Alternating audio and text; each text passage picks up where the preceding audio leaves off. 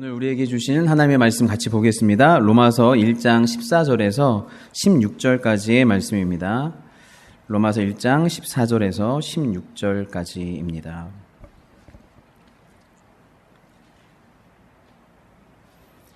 네, 다 같이 읽겠습니다. 헬라인이나 야만인이나 지혜 있는 자나 어리석은 자에게 다 내가 빚진 자라. 그러므로 나는 할 수 있는 대로 로마에 있는 너희에게도 복음 전하기를 원하노라. 내가 복음을 부끄러워하지 아니하노니 이 복음은 모든 믿는 자에게 구원을 주시는 하나님의 능력이 됨이라. 먼저는 유대인에게요 그리고 헬라인에게로다. 아멘. 지금 저희가 로마서를 저희가 함께 묵상하고 또 설교하고 듣고 있는데요. 원래 8절부터 13절까지인데 로마서의 핵심이 되는 구절이 16절, 17절이에요. 그래서 16절, 17절만 해도 설교를 한 4번 정도 들으셔야 돼요. 그리고 이 핵심적인 내용들을 이제 부연 설명해서 그 나머지 로마서가 쫙 풀리기 때문에 앞으로 주일 설교는 아마 16절, 17절을 가지고 몇 번을 할 것 같아요. 그 외에 나머지 진도들은 수요예배, 토요예배 때 이렇게 나가도록 하겠습니다. 여기 오늘 말씀 보시면 헬라인이나 야만인이나 지혜 있는 자나 어리석은 자에게 다 내가 빚진 자다라고 되어 있습니다. 그 당시에는 로마가 이 군사적으로는 그 온 세계를 평정하고 장악했지만 문화적으로, 교양적으로, 철학적으로는 헬레니즘의 문화, 헬라의 철학과 문화가 로마를 다 꽉 잡고 있었어요. 그래서 헬라인이다, 헬라인이다, 그리스인이다라고 하는 것 자체가 교양인, 수준 있는 사람, 교육받은 사람 그런 의미였죠. 그런데 그런 문화권에서 변방에 있는 사람, 헬라 문화와 변방에 있고 그래서 잘 그 문화에 동화되지 않은 사람들을 야만인이라고 얘기를 했어요. 그래서 헬라인이나 야만인이나 지혜 있는 자나 어리석은 자에게 다 내가 빚진 자고 너희에게 복음 전하기를 원한다라고 바울이 얘기하고 있습니다. 이 이야기는 바울은 나는 너희들을 문화적 수준, 교육적 수준, 인간적 수준, 도덕적 수준으로 이런 식으로 나누지도 않고 그런 식으로 바라보지도 않는다. 나는 한 가지 관점으로 인간을 바라보는데 그것은 당신에게 복음이 있는가? 당신에게 예수가 있는가? 당신이 예수를 믿는다면 그 믿음은 진짜인가? 바울의 관점은 이 복음이 있는지 없는지, 내가 복음을 전해야 될 사람인지 아닌지 여기에 집중되어 있었습니다. 그리고 자기 스스로를 나는 복음에 빚진 자다 라고 얘기를 하고 있습니다. 사실은 이 복음이라고 하는 것은 빚을 탕감해 줬다는 소식이에요. 빚을 지게 하고 부담을 지게 하는 소식이 아니라 내 죄의 값을 주님이 대신 탕감해 주셨다. 죄의 빚을 탕감해 주셨다라고 하는 소식입니다. 그래서 예수님께서 십자가에서 테텔로스테이, 다 이루었다. 그게 무슨 뜻이냐면 다 갚았다라는 뜻이에요. 내 죄의 값을, 내가 지불해야 될 죄의 값을 주님이 다 청산해 주셨다라는 소식이죠. 그래서 그래서 이제 죄로 말미암아 죄의 값은 사망. 그걸 지불하지 않으면 사망이기 때문에 예수님께서 죄의 값을 지불하셔서 이제 여러분들에게 생명이 임했고 죽음에서 영원한 사망에서 건짐을 받았다라고 하는 소식이 이 복음의 기쁜 소식인 줄 믿습니다. 그렇기 때문에 복음에 빚지는 거예요. 왜냐하면 복음이라고 하는 것은 무슨 문제냐면 사느냐 죽느냐의 문제라는 거예요. 생명이냐 죽음이냐의 문제고 영원한 생명이냐 영원한 죽음이냐의 문제라는 것이죠. 그리고 여러분 잘 아시죠? 그거 없어도 안 죽어. 애들이 뭐 이렇게 막 사달라 그러잖아요. 그러면 없어도 안 죽어. 뭐가 좀 안 돼서 또 때로는 실현을 해서 너무 슬퍼해도 그 남자 없어도 안 죽어. 그런 거 있잖아요. 너 실패해도 안 죽어. 이런 거 있단 말이에요. 기독교는 그거 없어도 안 죽는 것과 관련된 얘기를 하고 있는 게 아니에요. 이게 있으면 웰빙하고 좀 더 행복하고 좀 더 증진된 삶을 산다라는 얘기를 하는 것이 아니에요. 기독교는 사느냐 죽느냐의 얘기를 하는 거예요. 그것이 없으면 죽고 그것이 있으면 산다는 거예요. 그래서 복음을 전하지 않을 수 없다는 거예요. 내가 당신에게 복음을 전하지 않아서 그냥 뭐 없어도 괜찮지만 조금 더 행복할 거야, 조금 더 기분 좋아질 거야, 조금 더 자기 개발이 될 거야 정도가 아니라 내가 안전하면 죽는다는 거예요. 예. 죽느냐 사느냐의 문제이기 때문에 자기는 이 복음을 전하지 않을 수 없다. 그러니까 사실 기독교라고 하는 것, 예수 믿는다고 하는 건 굉장히 진지한 거예요. 왜냐하면 사느냐 죽느냐의 문제를 다루기 때문에 그래요. 예. 죄의 값은 사망인데 죄의 값을 지불하신 거기 때문에 그래요. 또 한 가지는 이게 우리가 비장하게 복음의 빚진 자가 될 수도 있지만 동시에 복음이 주는 행복이 있어요. 기쁨이 있어요. 예. 그 복음이 주는 은혜가 있어요. 복음 안에 하나님께서 주신 한없는 사랑과 은혜가 있기 때문에 복음을 직접 경험한 사람들은 이 복음의 기쁨과 감사함과 소망 가운데에서 즐거워할 수밖에 없어요. 늘 방황하던 우리 안에 뭔가 확고한 믿음이 생겼고 늘 사랑받지 못하던 외톨이 같은 나에게 정말 하나님의 무한한 사랑이 주어졌고 소망이 없고 허무한 나에게 확고한 소망이 주어진 거예요. 그러니까 이 복음을 경험했다라고 하는 것은 인간의 어떤 본질이 바뀌는 그런 것들이거든요. 그러다 보니까 너무 행복감이 올 수밖에 없어요. 그러면 우리 안에 뭐예요? 너무 좋은 거를 다른 사람과 나누고 싶은 마음, 이게 빚진 마음이에요. 너무 좋은데 이거 나만, 이렇게 맛있는 거 먹는데 나만, 이러게도 마음이 부담이 있잖아요. 근데 너무 좋은데 나만 하는 거에 대한 부담이 있어요. 그래서 사실 선한 마음이라고 하는 건 좋은 걸 나누고자 하는 게 선한 마음이에요. 좋은 걸 나만 가져야지, 나만 독식해야지, 이것이 악한 마음이에요. 선한 마음은 좋은 걸 함께 나누고 싶은 아름다운 마음이 선한 마음인 줄 믿습니다. 그래서 여러분 안에 진짜 복음이 경험된다면, 그 복음이 주는 기쁨과 소망 가운데 있다면 여러분 안에는 이걸 나누고 싶은 거예요. 어저께 토요 예배가 은혜가 있었어요. 저는 나름대로. 그래서 교회 때 은혜를 막 받고 그 다음에 아삼초를 시작했어요. 아삼초. 아삼초 시작했는데 제가 딱 느끼는 건 뭐냐면 아삼초 때 너무 은혜를 하나님 부어주셨어요. 그래서 은혜 위에 은혜로라. 딱 아삼초가 끝나고 나서 제가 안에 들었던 거, 마음 생각이 은혜 위에 은혜로라. 와, 우리 하나님은, 여러분 이 은혜라는 건요, 복리의 법칙이 있어요. 은혜라는 건 은혜 위에 이 정도 받았으니 복나셨겠다, 이제 은혜가. 이 정도 받았으니 이제 앞으로 고난 받을 것만 준비하고 있어야겠다. 이런 게 아니라요. 여러분 은혜 위에 은혜를 부어주세요. 30배, 60배, 100배의 법칙이 적용이 돼요. 그래서 여러분 은혜를 끊어서 받지 마세요. 주일날 은혜 받고 이 은혜가 쭉 이어지도록 하세요. 그럼 어떻게 해요? 은혜가 막 배가가 되는 거예요. 근데 문 열자마자 바로 은혜가 툭툭 끊어져서 다시 처음으로 좀 이어지게 하셔야 돼요. 왜냐하면 하나님이 은혜 위에 은혜를 이렇게 부어주시는 거거든요.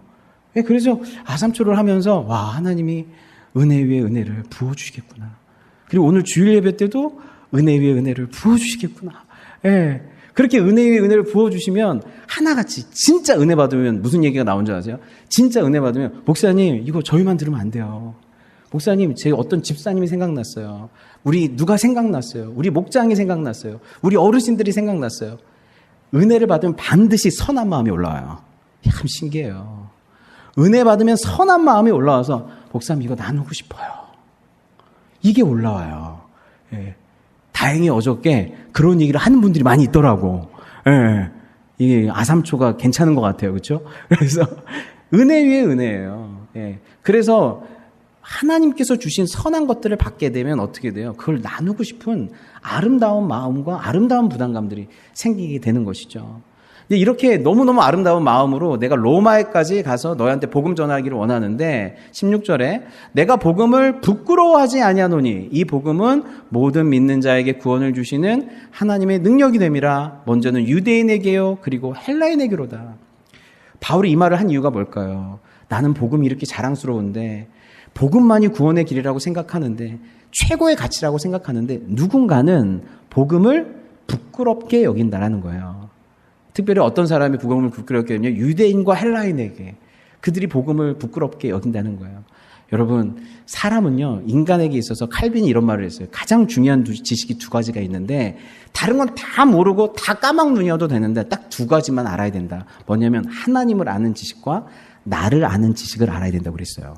하나님이 누구시고 내가 누구인지를 알아야 된다고 그랬어요. 근데 하나님이 누구신지를 모르면 내가 누군지를 몰라요. 예. 그렇기 때문에 이 두 가지 지식이 굉장히 중요하다라고 얘기를 했어요. 하나님이 누구신지 알고 내가 누군지 알면요, 복음을 부끄러워할 수가 없어요. 왜냐하면 하나님 보시기에 하나님 앞에서 내가 너무너무 불가능한 죄인이거든요. 그래서 주님의 그 은혜와 사랑 없이는 방법이 없는 존재이기 때문에 복음을 자랑스러워할 수밖에 없는데, 소위 말해서 자기 객관화가 안 된 사람, 전문용어로 주제 파악이 안 된 사람은 복음이 부끄러운 거예요. 거리적거리는 거예요. 그래서 이 고린도전서에 보니까 1장 22절에서 24절에 보면 유대인은 뭘 구한대요? 표적을 구하고 헬라인은 지혜를 찾으나 우리는 십자가에 못 박힌 그리스도를 전하니 그들은 표적을 구할 거고 지혜를 찾을 거다. 예수를 바라보면서 능력 있는 예수로 기적을 베풀어 줄 수 있는 예수를 쳐다볼 거고 헬라인들은 예수로부터 어떤 진리의 통찰을 원할 거다. 그러나 우리는 십자가에 못 박힌 그리스도를 전하니 유대인에게는 그게 뭐예요? 거리끼는 것이고 이방인에게는 미련한 것이라고 얘기돼 있어요. 미련한 것이다 라고 돼 있어요. 오늘 말씀에서 복음을 부끄러워하지 않는다라고 하는 이 단어를 조금 다른 식으로 번역하면 이 부끄러워하다가 불쾌하게 여긴다라는 것으로 번역이 돼요. 그래서 내 주제 파악이 안 된 내가 예수가 필요한 존재라는 거, 예수가 없으면 안 되는 존재라는 그 실상, 자기 실존을 모르게 되면 복음을 어떻게 한다? 불쾌하게 여긴다. 부끄럽게 여긴다라는 것이에요. 특별히 유대인들은 복음이 거리끼는 것이었어요. 불쾌할 정도로 거리끼는 것이었어요. 여러분, 왜 유대인들에게 복음이 거리끼는 것이었을까요? 그것이 왜냐하면 율법 때문에 그래요. 율법에 여기 보시면 신명기 21장 22절에서 23절 보시면 사람이 만일 죽을 죄를 범함으로 내가 그를 죽여 나무 위에 달거든 그 시체를 나무 위에 밤새도록 두지 말고 그날에 장사하여 내 하나님 여호와께서 내게 기업으로 주시는 땅을 더럽히지 말라. 나무에 달린 자는 하나님께 저주를 받았습니다. 예수님이 어디에서 죽으셨나요? 십자가라고 하는 나무 위에 달려서 죽으셨어요. 선악과라고 하는 나무에 순종하지 못한 우리의 죄를 대신 지시고 십자가라고 하는 나무에 달려서 죽으셨어요. 그런데 이 나무에 달린 자는 뭐라고 그래요? 저주받은 자, 부정한 자, 수치스러운 자. 어떻게 나무 위에 달린 자, 율법에 의해 나무에 달린 자라는 것은 저주받은 자인데 어떻게 나무 위에 달린 예수를 메시아로 왕으로 믿을 수가 있겠는가? 그것은 유대인들에게 거리끼는 것이었어요. 두 번째로 예수님이 갖고 보여주셨던 나약성. 예수님이 너무 나약하셨던 거예요. 이렇게 나약한 존재를 어떻게 우리가 메시아로 인정할 수 있는가? 유대인들이 구했던 건 표적이에요. 강인함이에요. 인간의 한계를 초월하는 어떤 능력 있는 메시아였어요. 그들은 정치적인 메시아, 군사적인 메시아, 민족적 메시아, 그리고 경제적 메시아를 바랬어요. 즉 자기들을 높여줄 수 있는 메시아, 자기들을 부강하게 할 수 있는 메시아, 힘있게 해주는 메시아, 잘 먹고 잘 살게 해주는 메시아, 그런 메시아를 바랬는데 예수님께서는 단 한 번도 그런 능력을 보여주시지 않은 거예요. 여러분, 정치적인 메시아로서 예수님께서는 사실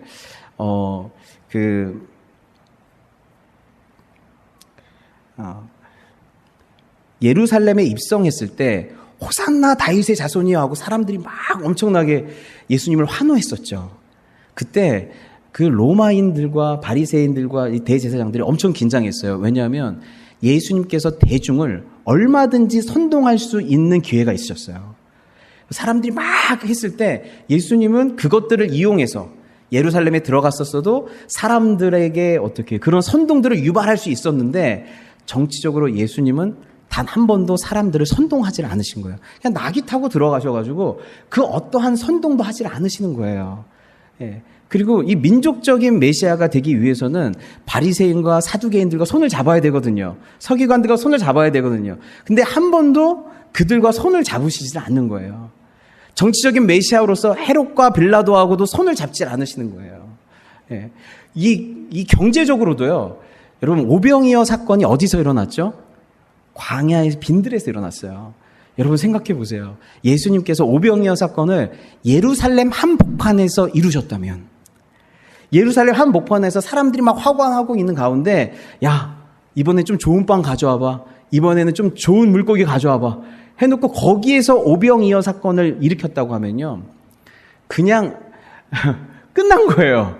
그냥 거기서 놀라운 전복과 그냥 메시아로서 그냥 바로 취대되는 것이죠. 예수님께서는 군사적으로도 당신의 힘을 보여줄 수가 있었어요. 여러분, 베드로가 이 로마 군대들이 막 쳐들어왔을 때, 군사들이 와가지고 예수님 잡으려고 했을 때 품에 있는 칼을 꺼내서 대제사장의 종 말구의 귀를 쳤어요. 예, 그 뒤는 예수님께서 알아서 해주시겠지. 예, 베드로가 늘 칼을 품고 있었던 것도 좀 신기한 일이지만 그것을 빼가지고 바로 말구의 귀를 쳤어요.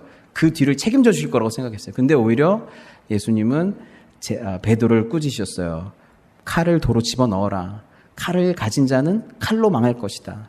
너는 내가 지금 당장이라도 아버지께 구하여 12군단이나 되는 천사들을 동원할 수 있다는 것을 알지 못하느냐고 그랬어요.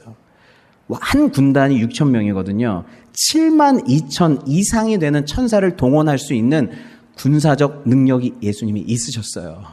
근데 그걸 뭐예요? 그 능력을 하나도 발휘하지 않으신 거예요.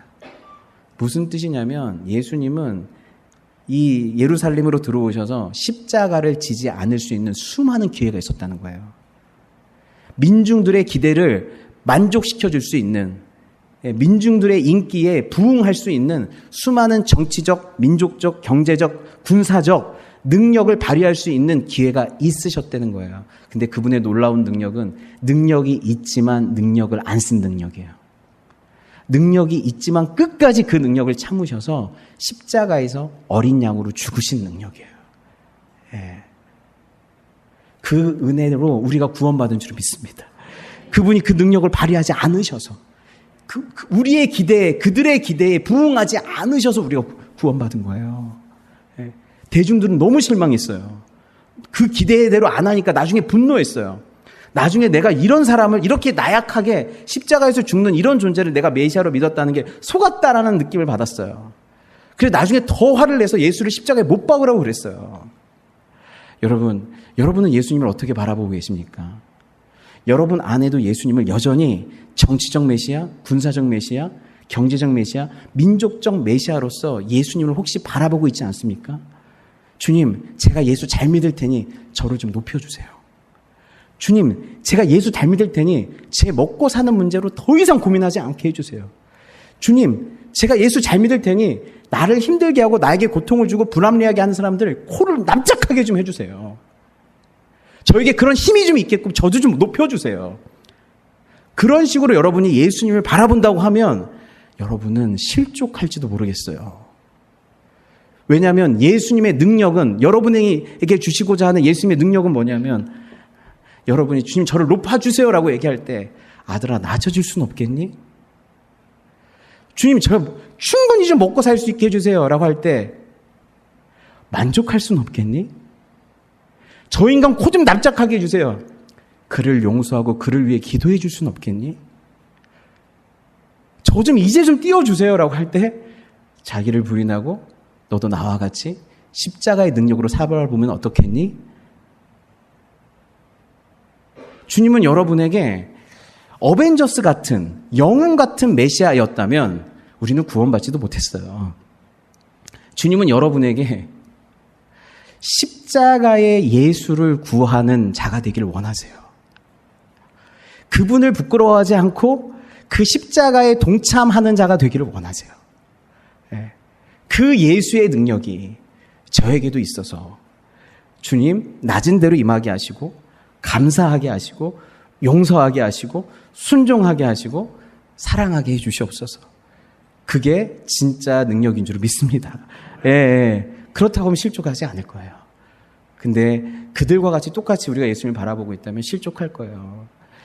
여러분, 헬라인들에게는 예수님을 믿는 게 미련한 거였어요. 그 헬라인들은 그 당시 최고의 지성, 최고로 이성적인 사람, 최고로 철학적인 사람들이었어요. 그런데 최고로 이성적인 그 사람들이 예수가 하나님이다, 동정녀로부터 예수님이 탄생했다. 그분이 죽었다가 부활하셨다. 승천하셨다. 죽은 자를 살리셨다. 본인도 죽었다가 살아났다. 그 모든 것들이 믿겨지지 않는 거예요. 이성적으로 그게 말이 되니? 어떻게 하나님이 인간이 되고 죽은 자가 살아나고 어떻게 보리떡 5개 물고기 2마리로 5,000명을 먹이고 그거 모든 것이 이성적으로 말이 되니?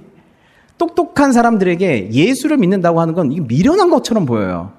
그래서 역사적 예수 연구라는 거 하는 것들이 한때 자유주의 신학 때 엄청났어요. 예수의 신성을 다 빼고 역사적 예수만 믿자. 다른 건 그런 역사적 예수 외에 예수의 신성을 믿는 건 미련한 일이다라고 하는 게 자유주의 신학의 주장이었어요. 지금도 세상은 얘기해요. 예수의 신성이 말이 되니? 동정녀 탄생이 말이 되니? 십자가의 죽음과 부활이 말이 되니? 라고 얘기하고 있어요. 근데 그리스도인들은 담대하게 얘기해요. 예수가 하셨다. 예수가 참 인간이 되셨다. 죽고 부활하셨다. 무리를 걸으셨다. 다시 오실 것이다. 승천하셨다. 라고 믿는 줄을 믿습니다.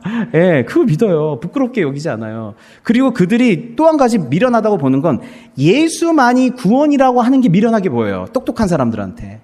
예수께서 이르시되 내가 곧 길이요 진리요 생명이니. 누구도 그렇게 얘기한 적이 있어요. 이게 진리라고 얘기했지 누구도 내가 진리라고 얘기하지 않았어요. 그리고 나만이 온전한 진리라고도 얘기하지 않았어요. 그러니까 예수님만 진리다. 이게 똑똑한 사람들한테 이해가 안 돼요. 예수님이 어떤 영역에서 어떤 문제와 상황에 있어서 진리일 수 있지만 우리 모두를 구원할 수 있는 그리고 하나님의 온전한 진리라고? 어떻게 예수님만 진리야? 수많은 진리들이 있고 수많은 신념들이 있고 수많은 종교 철학들이 있고 수많은 이념들이 있고 수많은 신들이 있는데 어떻게 예수님만 진리고 예수님만 구원이야? 라고 생각해요. 꽉 막혀 있다라고 생각하는 것이죠. 그래서 예수님만 진리, 원래 진리라는 건 상대적인 것이다. 절대적 진리, 보편적 진리, 그런 건 없는 것이다. 상황과 맥락과 시대와 이런 모든 것에 따라서 달라지는 게 진리지 왜 너만 진리라고 그러냐? 라고 하는 게 헬라인들이 얘기하는 것이죠. 그래서 예수만 진리라고 하는 것은 잘못된 생각이 아니라 나쁜 태도다라고까지 얘기해요. 나쁜 태도다. 예수만 진리라고 얘기하지 마라. 심지어 예수만 구원자라고 얘기하지 마라. 어떻게 예수님만 구원자일 수 있는가? 라고 얘기를 하고 있는 것입니다. 예. 그래서 여기 그래서 이제 여러분은 어떠세요? 이런 얘기를 들을 때 그들이 이해가 되면서도 저와 여러분들은 오직 예수님만이 진리이시고 오직 예수님만이 구원자이시고 오직 예수님만이 하나님께로 가는 길이라고 아주 나쁜 태도를 가지고 이렇게 선포를 하는 사람인 줄 믿습니다. 여러분 기독교인이 된다는 거, 교회를 다닌다는 거, 성당이 아니라 카톨릭이 아니라 교회를 다닌다는 건요. 사실 5가지 기둥을 믿는다는 거예요. 종교개혁은 5가지 신념을 붙잡고 종교개혁이 일어났어요. 그건 뭐냐면 오직 성경, 오직 믿음, 오직 은혜, 오직 예수 그리스도, 오직 하나님께 영광이에요. 그럼 기독교인과 다른 사람들의 차별점이 뭐냐면 이들은 오직이 있는 사람들이에요. 그분만이 오직 예수 그리스도, 오직 성경, 오직 믿음, 은혜, 그리고 오직 하나님께 영광인 것이죠. 예. 그래서 이들이 오직 붙들고 있는 것이 무엇인지를 보여주는 것이 저와 여러분들인 줄 믿습니다. 예. 마지막으로 이들이 굉장히 답답하게 여겼던 건 구원을 얻는 방식이에요. 왜 예수님을 믿어야만 구원을 받는가? 왜 십자가의 예수를 믿어야만 구원을 받는가? 라는 것이에요. 여러분 우리가 그 기독교인들이 주장하는 건 예수님이 십자가에서 나를 위해서가 아니라 나를 대신해서 십자가에서 죽으셨다는 거예요. 그 뜻은 뭐예요? 원래 여기에 누가 달렸어야 된다는 뜻이에요? 내가 달렸어야 된다는 뜻이죠. 그 뜻은 뭐냐면 내가 어느 정도 죄인이냐? 십자가에 달릴 만큼의 죄인이라는 걸 인정해야 된다는 거예요. 내가 십자가에 달릴 만큼의 죄인이다. 하나님 보시기에. 전적 타락, 전적 불순종의 죄인이다. 하나님의 진노와 심판을 받을 수밖에 없는 죄인이다. 여러분 그 정도로 인정하시나요? 우리는 인정할지도 모르겠지만 예수 안 믿는 사람들은 이게 기분이 나쁜 거예요. 내가 죄인이란 건 어쩔 때 실수할 수도 있고 다른 사람보다 조금 덜 도덕적일 수도 있을 때가 있지만 나는 그 정도는 아닙니다라고 생각을 하는 거예요. 여러분 지금 정확히 어딘지는 생각이 안 나는데 사람들에게 설문조사를 했어요. 미국에서. 네가 죽으면 천국 갈 것 같냐? 예수 안 믿는 사람들, 믿는 사람들 다 물어봤어요. 근데 예수 안 믿는 사람들도 80% 이상이 나는 죽으면 천국 갈 것 같다라고 했대요. 그러면 네 이웃은 죽으면 천국 갈 것 같냐? 그럼 잘 모르겠다 그랬대요.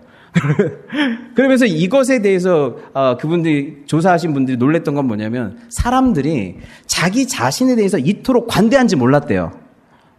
나 정도면 천국 가지. 나 정도면 예수 믿던 안 믿던 이 정도 살았으면 천국 가지라고 생각을 하는 거예요. 그 당시엔 더 심했겠죠. 심지어 그 당시에는 경건하기까지 했으니까. 그렇다고 하면 뭐예요? 모든 사람들이 나는 이 정도면 천국 갈 거라고 생각하는데 내가 십자가에 달릴 만큼 죄인이야? 아들 예수가 죽으실 만큼 죄인이야? 그게 인정이 돼야 예수님을 믿는 거거든요. 그래서 여러분 복음은요. 여러분을 부끄럽게 해요. 복음은요. 여러분들에게 자신감을 주는 게 아니에요.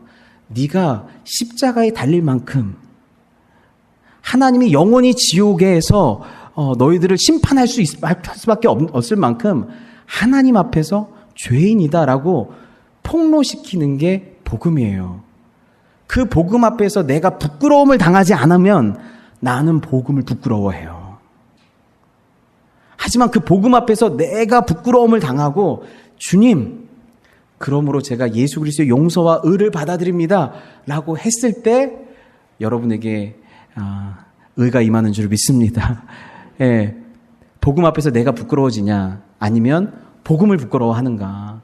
심지어 복음은 이렇게 얘기해요. 너희에게는 너의 의로 구원을 받을 수 없다. 예수 그리스도의 의로 말미암아 구원을 받을 수밖에 없다라고까지 얘기해요. 그래서 사람이 의롭게 되는 것은 율법의 행위로 말미암음이 아니요 오직 예수 그리스도를 믿음으로 말미암은 줄 알므로 우리도 그리스도 예수를 믿나니 이는 우리가 율법의 행위로서가 아니고 그리스도를 믿음으로써 의롭다함을 얻으려 함이라. 율법의 행위로서는 의롭다함을 얻을 육체가 없느니라. 헬라인들에게 십계명을 갖다 주고 수많은 율법서들을 갖다 주면서 이거 지키면 네가 의로워질 거야 라고 하면 기분 나빠하지 않았을 거예요. 그런데 네가 뭘 지키든 온전히 지키지 못할 거야. 그러니 예수 그리스도의 의를 믿음으로 받아들일 수밖에 없어. 이것도 기분 나쁜 거예요. 헬라인들은. 왜 내 의를 무시해? 나는 내 힘으로 이루어질 수 있는데 왜 나는 내 힘으로 이루어질 수 없다라고 얘기해? 라고 얘기하는 것이죠. 근데 십자가의 예수님은 얘기하는 것이죠. 너희는 예수 그리스도의 의를 믿음으로만 의로워질 수 있다. 믿음으로 의로워질 수 있다라고 하는 이 방식이 기분 나쁜 거예요. 행위로 의로워지고 싶은 거예요. 내 열심과 경건으로 내 선함으로 의로워지고 싶은 거예요. 그래서 하나님께 상급받고 싶은 거예요. 하지만 십자가의 예수님은 말하는 거예요. 너의 의로는 지옥밖에 갈 수가 없다. 불완전하다. 율법으로서는 의롭다함을 얻을 육체가 없다. 그러므로 하나님의 의를 받아야만 한다라고 말씀하시는 거예요.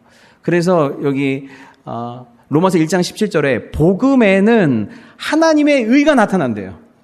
내 인생 가운데에서는 하나님의 의가 나타날 수가 없대요. 오직 복음에만 하나님이 기뻐하시는 의가 나타나서 그 의를 믿음으로 받아야 된대요. 그래서 그 의를 믿음으로 받은 사람은 의인은 믿음으로 말미암아 살리라 이렇게 된다는 거예요. 주님, 제 행위가 아니라 예수 그리스도께서 이루신 그 의를 믿음으로 전가받는 거예요? 헬라인들은 그렇게 생각하는 거예요. 주님, 제가 그지입니까? 제가 그지예요? 왜 내가 항상 왜 받아서 올라와야 돼요? 받아서 의로워져야 돼요? 제가 제 힘으로 할 수 있다니까요? 근데 주님은 말하는 거예요. 심령이 가난한 자는 복이 있는. 애통하는 자는 복이 있다. 의에 줄이고 목마른 자는 복이 있다. 라면 정도 사 먹을 수 있는 정도의 가난함이 아니라 주님, 저는 철저히 정말 여러분 복음 앞에서 처절한 절명을 하셔야 돼요. 하나님 기뻐하시는 모습이 전혀 없다라는 게 인정되셔야 돼요. 진짜 이 거지 같은 마음 있잖아요. 진짜 거지 같은 마음, 의에 줄이고 목마른 마음. 제 안에 주님 기뻐하시는 선함이 그토록 교회를 오래 다녔음에도 그토록 죄와 오래 싸웠음에도 그토록 오늘도 은혜 가운데서 눈물을 흘렸음에도 불구하고 또 올라오는 이기심과 자기중심성과 하나님까지도 이용하고자 하는 마음과 십자가의 예수가 아니라 다른 사람을 십자가에 못 박고 싶은 내 마음을 하나님 앞에 계속 들키셔야 돼요. 그래서 주님, 제가 심령이 너무 가난합니다. 하나님이 찾으시는 그 어떤 아름다움도 내 안에는 없습니다. 의에 줄이고 목마릅니다. 그래서 지금 너무너무 애통합니다. 그래서 저는 예수께서 이루신 완전한 순종과 사랑을 믿음으로 청가받아야만 제가 살 수 있습니다. 이 고백을 하는 자들이 성도들인 줄 믿습니다. 예, 그 고백을 하는 자들이 성도들이에요. 헬라인들한테는 미련해 보일지 모르겠지만, 너희들이 여기는 부정한 예수, 나약했던 예수, 너희들이 십자가에 못 박은 예수, 하지만 모든 의를 이루신 그 예수만이 나를 구원하고 우리를 구원하고 우리에게 하나님 나라를 주실 수 있기에 부끄러워할 수가 없다. 부끄러워할 수가 없다. 나같이 벌거벗은 자를 오늘 성가대 찬양도 너무 우리 흰 옷 입었잖아요. 원래 벌거벗고 시작했다가 피투성이가 됐다가 더러움으로 무화과나무로 아무리 가려도 결국 그런 존재인데 예수 그리스도의 십자가로 그 의로 우리를 덮어주셔서 흰 옷 입게 만드시는 그 종말론적인 모습으로 우리를 회복시켜 주시는 그 은혜로 말미암아서 저희가 사는 줄을 믿습니다. 예, 그러면서 이렇게 얘기해요. 바울이요, 디모데후서 1장 8절에 그러므로 너는 내가 우리 주를 증언함과 또는 주를 위하여 갇힌 자 된 나를 부끄러워하지 말고, 예수 때문에 갇힌 나를 부끄러워하지 말고 오직 하나님의 능력을 따라 복음과 함께 고난을 받으라. 수많은 사람들이 복음을 불쾌하게 여기기 때문에 이렇게 나에게 고난이 있지만 내가 복음 때문에 고난받는 걸 부끄럽게 여기지 마라. 심지어 복음과 함께 고난을 받아라 라고 얘기를 하고 있어요. 사람들은 얘기할 거예요. 너희들이 말하잖아. 예수님이 하나님이라며, 예수님이 구원자라며, 예수님만 구원자고 예수님이 온전한 하나님이라며. 근데 왜 너 감옥에 갇혀 있어? 근데 왜 너 예수 믿는 사람들 이렇게 순교해? 너희들이 믿는 예수님 이렇게 나약해? 너희들이 믿는 예수님 정말 구원자 맞아? 그런 얘기를 듣더라도 부끄러워하지 말래요.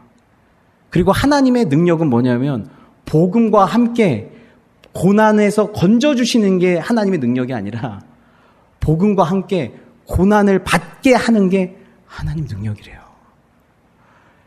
정말 우리 생각과 항상 반대로 가요. 내가 복음 때문에 고난을 받는 게 하나님의 능력이다. 여러분은 보통 어떤 걸로 고난 받으세요? 우리는 대부분 내 상처 때문에 고난 받거나, 내 두려움 때문에 고난을 받거나, 내 이기심이나 욕심 때문에 고난을 받아요. 근데 누군가가 하나님께 순종하는 마음 때문에, 그리고 영혼을 사랑하는 마음 때문에 고난을 받아요. 복음 때문에 고난을 받아요. 아름다운 소식을 전하지 않을 수 없어서 고난을 받고, 생명을 주고 싶어서 고난을 받고, 그게 하나님 뜻이니까 고난을 받아요. 이게요, 충격적인 사실이에요. 내가 내 인생에 최초로 자기 중심성 때문에 고난받는 게 아니라 복음 때문에 고난을 받는다는 것 자체가 여러분 인생에서 엄청난 일이 지금 벌어지고 있다는 거예요. 복음으로 고난을 받고 있다는 것 자체가 하나님의 능력이 여러분 가운데 이미 임하고 있다는 뜻이에요. 구원의 능력이. 그리고 고난 속에서 무엇이 드러나기 시작하면 도대체 이들이 누구를 믿길래, 도대체 이들이 믿는 예수가 누구길래 자기 행복과 자기 생명보다도 더 높은 어떤 가치가 있다라는 걸 보여주는 거예요. 세상에 내 영광, 내 행복, 내 생명보다 더 귀한 게 어디 있겠어요. 근데 복음을 위해, 예수 그리스도를 위해서 고난을 당한대요. 내가 나보다, 주의 인자가 생명보다 나음으로, 예수님이 내 생명보다 더 나은 존재를 여러분 찾아보셨나요? 여러분 그런 존재를 찾았다고 하면 여러분은 여러분 자신으로부터 자유하게 될 거예요. 여러분 세상의 고난 속에서 나는 내 행복과 내 생명보다도 더 가치 있는 누군가가 있다는 걸 보여줘요. 그 당시에 예수 믿는 사람들은 다 친민이었어요. 대부분이. 그런데 그 하층민의 삶 속에서 놀라운 사랑이 나와요. 자기를 때린 자, 원수 같은 자들을 사랑하는 사랑이 나와요. 마치 신의 사랑을 받은 것과 같은 신적 사랑. 항상 기브 앤 테이크나 눈에는 눈, 30배, 60배, 100배로 갚아줘야 되는 게 그 당시의 정인데, 나한테 원수 맺은 누군가를, 나에게 고난을 주는 누군가를 값없이 무조건적으로 사랑해주는 모습들을 보여주는 거예요. 고난 속에서. 나에게 고난을 주는 사람에게 사랑으로 베풀었다고요. 십자가에서 우리에게 십자가에 못 박는 예수님이 주님 저희들을 불쌍히 여겨주세요. 알지 못해서 그래요. 라고 기도했던 것처럼 그들이 그렇게 하는 거예요. 어디서 이런 사랑을 받았지? 어떻게 이런 인간들에게서 그런 신적 사랑이 나오지? 어떻게 이런 인간들에서 그 어떤 것으로도 회유가 되지 않고 죽이셔도 돼요. 저에겐 하나님 나라의 소망이 있어요. 라고 얘기를 하는 거예요. 그들이 고난 가운데서 우리가 무엇 때문에 고난을 받는지 이유는 모르겠지만 복음으로 말미암아 고난을 받게 되면 무엇이 드러나요? 여러분 안에 있는 믿음이, 여러분 안에 있는 사랑이, 여러분 안에 있는 예수가 주신 소망이 드러나는 줄을 믿습니다. 그래서 나와 함께 그리고 하나님의 능력을 따라 복음과 함께 고난을 받으라. 무슨 고난이든 복음과 함께 복음을 위해 고난받는 여러분 되시기 바랍니다. 그러면서 예수님께서 마지막으로 이렇게 히브리서 12장 2절에 다 같이 한번 읽어보겠습니다. 시작. 믿음의 주여 또 온전하게 하시는 이인 예수를 바라보자. 그는 그 앞에 있는 기쁨을 위하여 십자가를 참으사 부끄러움을 개의치 아니하시더니 하나님 보좌 우편에 앉으셨느니라. 아멘. 십자가에서 네가 하나님이야? 네가 구원자야? 그런데 그들이 부끄러움을 막 줬을 때 예수님이 개의치 않으셨대요. 중요하게 여기지 않으셨대요. 믿음이 없는 자들, 아직 하나님의 사랑을 모르는 자들의 창피함을 주는 모든 것들을 가벼이 여기셨대요. 그것들에 개의치 아니하시고 거기에 머무르지 아니하시고 그들이 주는 부끄러움을 마음으로 받지 않으시고 그분의 눈은 어디를 향해 있었어요? 그 앞에 있는 기쁨. 하나님과 누릴 그 영적인 교제와 하나님의 영광과 하나님 나라에서 함께 찬양받으실 주 되신 예수 그리스도께서 하나님과 함께 교제하실 그 앞에 있는 영광, 구원자 되신 예수 그리스도께서 여러분을 구원하셔서 결국 십자가 지신 예수를 찬양하는 구원하심이 보호자에 앉으신 우리 하나님과 어린 양께 있도다. 구원하심이 보호자에 앉으신 우리 하나님과 어린 양께 있도다. 어린 양으로 죽으신 예수 그리스도께서 우리의 구원자 되십니다라고 하는 그 찬양을 받으실 그 앞에 있는 기쁨을 바라보시면서 그것들이 반드시 이루어질 것을 믿고 여전히 사랑하고 그것들을 소망하시면서 자기의 정체성을 잃지 않고 자기가 갖고 있는 믿음과 소망과 사랑을 바라보면서 그 일을 감당하신 줄 믿습니다. 결국 하나님 보좌 우편에 믿음대로 앉으신 줄을 믿습니다. 예, 여러분 우리가 그렇게 예수를 부끄러워하지 말고 여러분이 믿고 있는 예수 그리스도 그것들을 정말 감사하게 여기시면서 여러분이 누구이십니까? 구원받은 자고 하나님을 예배하는 자고 그리고 고난 속에서도 여러분이 갖고 있는 믿음과 사랑과 소망을 드러내시기를 바랍니다. 기도하겠습니다.